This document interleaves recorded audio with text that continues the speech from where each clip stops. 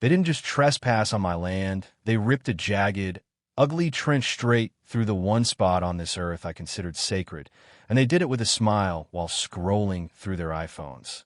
It started on a Tuesday morning with the smell of diesel and the sound of heavy machinery grinding through the silence of the high desert. And by the time I ran out there, half of my grandfather's cottonwood grove, the place where I'd scattered his ashes 3 years prior, was nothing but raw, red dirt and mangled roots. My name is Elena in quote, Lenny in quote, Vance, and 3 years ago, I inherited 300 acres of scrub brush, sage, and history in the outskirts of Mesa County, Arizona, land that my family has held since the 1930s when there was nothing out here but rattlesnakes and stubbornness. I'd moved back here after a messy divorce and a decade spent as a senior analyst for the state's Water Resource Board in Phoenix, thinking I'd find some peace fixing up the old ranch and running a small, sustainable cattle operation, but I didn't into oppos. To account for the end quote, oasis at Canyon Rim. End quote. That's the HOA-managed, gated monstrosity that sat 5 miles east of me. A place where people pay 7 figures to live in houses that all look the same, surrounding an emerald green golf course. That has no business existing in a place where it only rains 8 inches a year. The woman running the show was Diane Sterling, a retired corporate litigator with a bob so sharp it could cut glass, and a personality that was about 10% charm and 90% pure, unadulterated predator. When I found her standing by the construction fence that morning, watching a backhoe crush the bronze plaque I'd tucked into the base of a tree, she didn't into oppos. To even apologize, she just looked at me through her designer sunglasses and told me that the end quote, infrastructure easement end quote, had been settled months ago. I told her she just desecrated a burial site, that my grandfather Thaddeus was part of this soil, and she just gave this short, brittle laugh and said, end quote, ashes aren't into oppos. A legal interment. Lenny, you should know that better than anyone given your background. Now, if you'll excuse me, we have a timeline to meet. End quote. She walked away, her heels clicking on the dry earth, leaving me standing there in the dust with my hands shaking so hard I could barely breathe. And that's when the grief turned into something cold, sharp, and very, very calculated. See, what Diane and her high-priced HOA board didn't in oppos. Realized was that I wasn't in oppos. Just some grieving rancher they could steamroll. I was the woman who literally wrote the audit procedure for the state's water allocations for 12 years. Out here in the West, we have a saying, end quote, whiskey is for drinking, water is for fighting, end quote.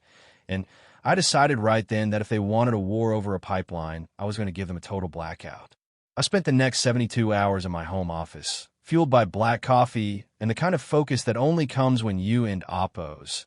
He'd been pushed too far, digging through every public record, every USGS map, and every dusty archive I could find on the end quote, Hidden Springs end quote, reservoir that fed the oasis development. I knew they were pulling a massive amount of water to keep their fountains bubbling and their fairways green, but what I found was even better than I'd hoped for. Buried in a 1994 master deed from the original land developer, a man who'd gone bankrupt before the HOA even formed, there was a clause about the end quote, tributary flow end quote, from a place called Ghost Creek. Ghost Creek was a small, seasonal stream that ran through a collapsed canyon on a neighboring property that had been tied up in probate for a decade, and according to the old filings, that creek accounted for nearly 40% of the reservoir's annual recharge. The Oasis HOA had been treating that water like it was their birthright, but the actual water rights hadn't and oppos. Been updated since the 1970s, and they were listed as, end quote, conditional, end quote. In the world of water law, a conditional right is like a library book you into oppos. Kept past the due date. You can use it, but the second someone else puts a hold on it, you're in deep trouble. The property the creek ran through, the old Miller Ranch, was finally being liquidated by the state to pay off back taxes, and the price tag for the entire 400-acre parcel was about $100,000. Peanuts for a developer, but a mountain for me. I didn't in oppos, $100,000, but I did have a 401k I hadn't in oppos. Touched, and a community of neighbors who were just as tired of Diane Sterling's ego as I was. I spent the next week at kitchen tables across the county, drinking lukewarm tea and showing other ranchers the maps, explaining that if the Oasis got their new pipeline, our wells would be the first to go dry when the next drought hit. My neighbor, a weathered old guy named Silas, who'd been ranching here since the Truman administration, looked at the maps, looked at me, and just slid a check for $10,000 across the table and said, and quote, "Make it hurt, Lenny. Make it hurt for all of us," end quote. I cashed out my life savings, combined it with the loans from my neighbors, and 3 days before the HOA was set to flip the switch on their new pipeline, I stood in the county clerk's office and signed the deed for the Miller Ranch. But more importantly, I filed a quote, change of use quote, application for the Ghost Creek water rights, switching them from quote, domestic/irrigation quote, to quote, ecological restoration and livestock support, quote. Under Arizona law, once a senior right is activated for restoration, it takes precedence over any junior quote, aesthetic quote, use, which is a fancy way of saying the golf course was about to become a giant sand trap. The day I officially quote, closed the tap quote, was a Friday. I didn't oppose to need a wrench or a valve. I just needed a legal injunction. I drove up to the Oasis clubhouse in my beat-up Ford, parked right next to Diane's pristine white Mercedes, and walked into the lobby where they were having a quote, summer kickoff quote, cocktail party. The air conditioning was humming, the ice sculptures were melting, and everyone was dressed in white linen, looking like they'd never seen a day of hard work in their lives. When Diane saw me, she actually rolled her eyes and started toward me, probably to have security throw me out, but I just handed her the folder. Quote, "What is this, Lenny? Another emotional plea about your trees?" Quote. She asked, her voice dripping with that condescending pity that makes my skin crawl. I just smiled, and for the first time in months, I felt completely at peace. Quote. "No, Diane, it's a notice of priority. As of 2 p.m. today, I am the senior rights holder for Ghost Creek, and I've diverted the entire flow into the Miller Ranch wetlands for a multi-year restoration project. Since your reservoir is currently at 60% capacity and the monsoon rains are late, the state has issued a temporary suspension of all non-essential water draws for the Oasis at Canyon Rim.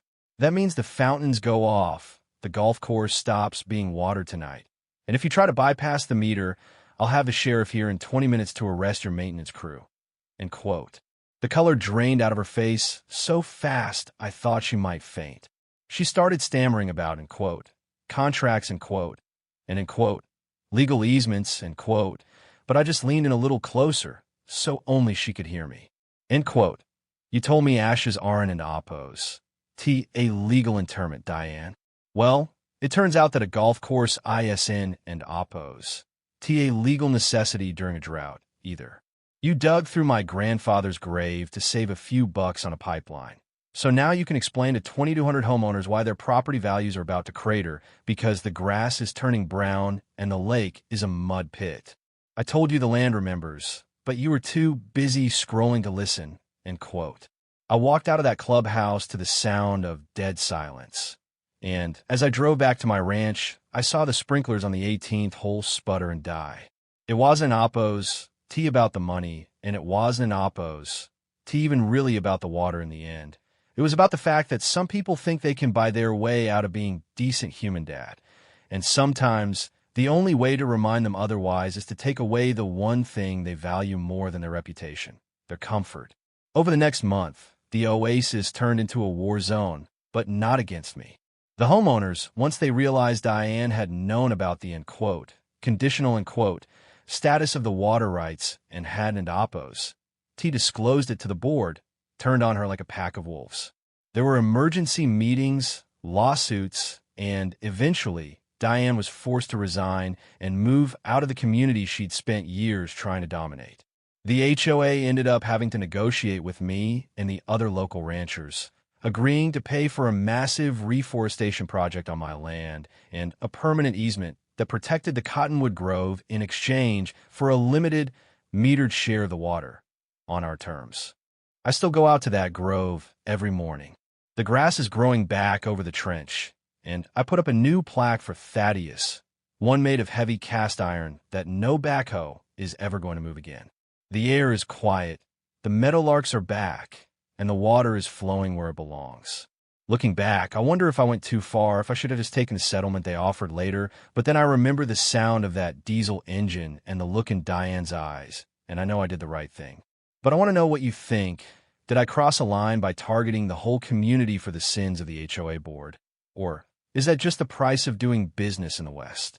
Have you ever had an HOA try to steamroll your rights? And how did you handle it? Drop a comment below and let me talk to you about it, because out here, the only thing more important than the land is the people who are willing to stand up for it.